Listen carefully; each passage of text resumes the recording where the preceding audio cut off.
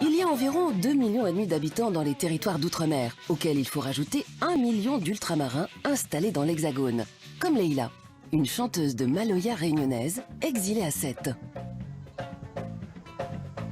Compte sur vous, surtout. Un mas, des cigales, un écrin du Sud pour accueillir les notes réunionnaises de Leïla Negro. Je suis auteur-compositeur, percussionniste.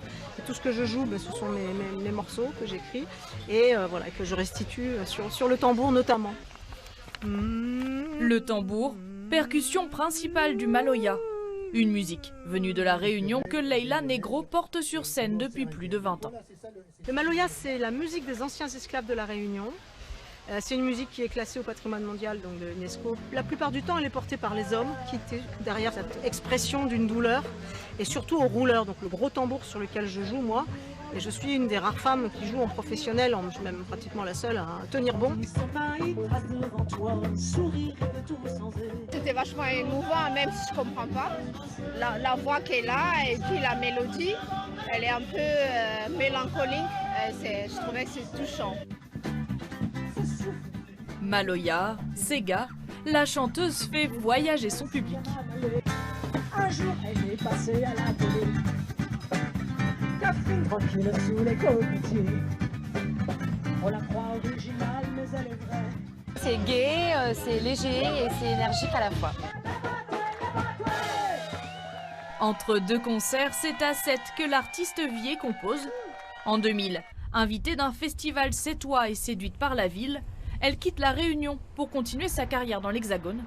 Pour autant, son île ne l'a pas quittée. Alors, ici, c'est mon petit coin de Réunion, à Sète. Parce qu'il y a plein de lauriers qui ressemblent un peu à mon jardin que j'avais là-bas, que j'ai toujours d'ailleurs, puisque j'y suis la moitié de l'année. Et voilà, donc c'est mon petit coin réunionnais. Musicienne passée par le théâtre et la danse, la carrière de la Réunionnaise est bien remplie, avec une évidence. Le choix du Maloya, c'est une espèce d'appel des racines plutôt. C'est un truc qui s'est développé. L'envie de jouer une musique qui me ressemble le plus. Et j'ai toujours écrit des textes en revanche depuis que j'étais petite. Et à travers le Maloya, j'ai pu, je crois, exprimer exactement ce que j'avais envie de dire. Et quand on lui parle de son avenir, ce que j'espère, c'est avoir la force, l'envie et toujours la joie dans le cœur pour le partager. Et vraiment, ça fait un peu grande phrase, mais c'est ça en fait. J'ai toujours fait ça. Danse, théâtre et musique jusqu'à maintenant. Et je pense que ça finira comme ça, il n'y a pas de raison, j'espère.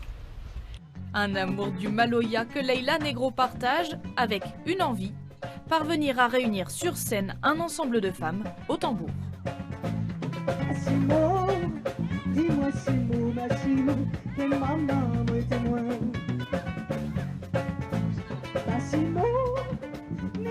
Cap à présent dans les eaux claires de l'océan Indien. Sur l'île de la Réunion, on croise encore des créatures mythologiques, mi-femmes, mi-poissons. Les sirènes de la Réunion. Ce n'est pas une chimère.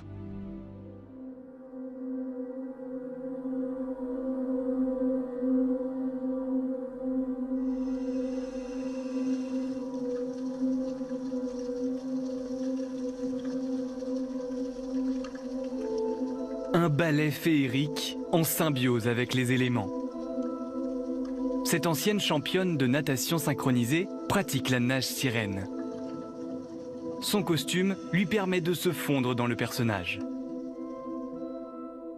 C'est tout simplement une monopale et un tissu. L'objectif du costume, c'est clairement que ce soit le plus réaliste possible.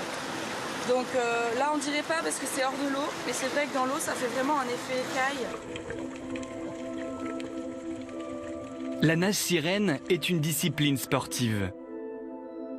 Elle se démocratise aux États-Unis et en Australie, mais aussi en France. Marie est une performeuse. Ses chorégraphies sous-marines demandent des heures de répétition. Une chose est sûre, c'est qu'on ne peut pas s'improviser sirène. En tant que nageuse synchronisée, c'est vrai qu'on a déjà des bonnes dispositions.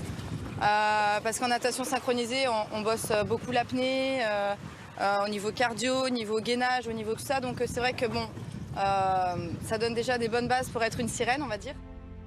Franck est venu photographier cette créature fantastique. Et en fait, il y a un petit raccourci ici.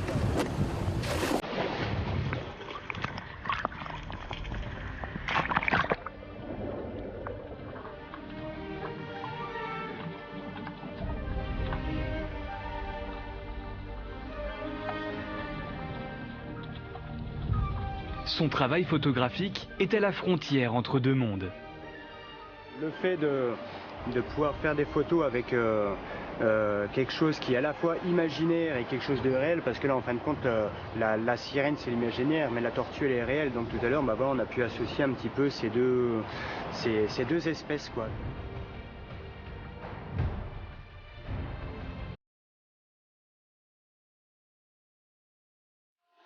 Allez, on y va. Marie a créé la première école de sirènes à La Réunion il y a 2 ans et demi. Avec ce sport, certains enfants, comme Loïs, réalisent leurs rêves. J'aimais bien regarder la petite sirène quand j'étais petite et c'était un de mes films préférés.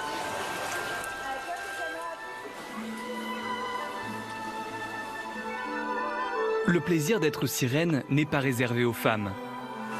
Et là, je rentre dans la peau d'un triton. Cette discipline procure un plaisir physique et psychique.